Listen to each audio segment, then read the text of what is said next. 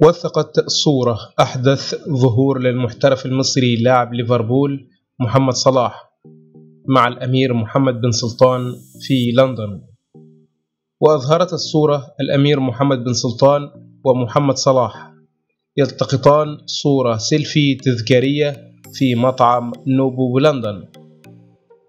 كان لويس ستيل مراسل صحيفة ديلي ميل البريطانية كشف عن موقف الدولي المصري محمد صلاح لاعب ليفربول الإنجليزي من الانتقال إلى صفوف نادي الاتحاد خلال الميركاتو الصيفي خلال الساعات الماضية. وقال لويس ستيل ردا على أسئلة الجماهير على موقع الصحيفة البريطانية: نأسف لإحباط مشجعي الاتحاد، ولكننا في نفس النقطة التي كنا فيها في هذا الوقت من الأسبوع الماضي. وأضاف لويس ستيل: لا يزال السعوديون يريدون محمد صلاح، وليفربول لا يريد بيعه، مع بقاء ما يزيد قليلا عن يوم واحد على انتهاء فترة الانتقالات في الدوري السعودي للمحترفين.